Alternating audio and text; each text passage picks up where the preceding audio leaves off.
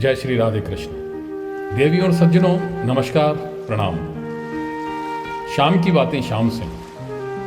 मैं श्याम सोनी एक बार फिर उपस्थित हूं आपके समक्ष एक नई प्रस्तुति लेकर, और प्रस्तुति का शीर्षक है जीवन की ठक ठक। एक राजा अपने मंत्रीगणों के साथ जंगल में गया हुआ था। शाम होते होते अचानक तूफान उठा और सभी एक दूसरे से बिछुड़ गए। राजा के साथ एक मंत्री रहा। दोनों अपने अपने घोड़ों पर बैठे हुए थे। मंत्री के साथ साथ राजा इधर उधर भटकते रहे। प्यास के मारे दोनों का बुरा हाल था। घोड़े भी पूरी तरह थक चुके थे। अचानक मंत्री की निगाहें एक कुएं की मुड़ेर को देखकर ठिठक गई। मंत्री ने राजा को कुएं के बारे में जानकारी दी और दोनों उसी ओर चल पड़े। वहां जाकर उन्होंने देखा एक किसान अपना सामान समेटकर घर लौटने की तैयारी कर रहा था। अचानक अपने सामने दो घुड़सवारों को देखकर किसान रुक गया और बोला, भाई कौन है आप लोग और मुझसे क्या सहायता चाहते हैं? मंत्री ने बिना परिचय दिए हुए बोला, हम दोनों यात्री हैं, मार्ग भटक गए हैं और प्यासे हैं, अतः हमें और हमारे घोड़ों को पानी पिला दो भाई। किसान घर जाने की तैयारी में सारा सामान समेट चुका था, लेकिन उसने मानवता दिखलाते हुए रहेट चलाने का यंत्र जोड़कर कुएं से पानी निकालकर राजा तथा मंत्री को पिला दिया। पानी पिलाने के बाद दोनों की जान में जान आई। अब मंत्री ने अपने रुतबे का प्रयोग करना उचित समझा और बोला, ए किसान, हमारे दोनों घोड़ों को भी पानी पिला दे। मंत्री के इस असभ्य तरीके से किसान को कुछ अटपटा लगा, लेकिन फिर भी उसने घोड़ों को प्यासा जानकर पुनः रहेट चलाया। जैसे ही राजा का घोड़ा झुककर पानी पीने का प्रयास करता, रहेट की ठक ठक की आवाज से डरकर वह पीछे हट जाता।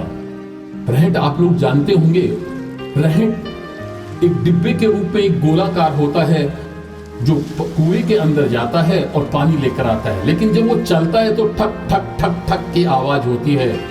इसलिए घोड़ा उस ठक ठक की आवाज को सुनकर अपने स्वभावानुसार पीछे हट गया। पूरे पानी के लिए झुका तो ठक ठक ऐसा 3-4 बार हो गया। मंत्री कुछ क्षण तो रुका रहा और देखता रहा, फिर लगभग जोर से डांटते हुए बोला, अरे किसान, बंद कर अपनी इस रहेट के ठक ठक को, बंद कर अपनी इस खटपट को, ताकि राजा जी का घोड़ा आराम से पानी पी सके। तू जानता नहीं, इस घोड़े की पीठ पर तुम्हारे राज के राजा जी सवार हैं। किसान ने मंत्री को लपेटते हुए कहा, अरे तू जो कोई भी हो सुन ले, चाहे राजा जी हो या तुम्हारा घोड़ा हो, यदि तुम्हारे घोड़ों को पानी पिलाना हो तो इसी ठक ठक में पीना पड़ेगा, इसी खटखट में पीना पड़ेगा। और यह ठक ठक बंद करने के लिए मुझे रहेट को बंद करना पड़ेगा, और यदि रहेट बंद कर दूंगा तो कुएं में से पानी आना बंद हो जाएगा। परिणाम स्वरूप तुम्हारे घोड़े प्यासे रह जाएंगे। अतः पानी पीना हो तो इसी खटपट में ही पीना पड़ेगा। ठीक इसी प्रकार यदि हम सोचते हैं कि जीवन में यह ठक ठक, यह खटपट अर्थात आपाधापी जिम्मेदारियां, इधर उधर के सारे अधूरे काम और गले में पड़े हुए ये सारे जी के जंजाल जब बंद हो जाएंगे, तभी हम भजन, वंदना, पूजा पाठ, संध्या वंदन, दान, तीर्थ यात्राएं या अन्य बहुत से सत्कर्म कर लेंगे। यही हमारी सबसे बड़ी भूल है, अज्ञानता है।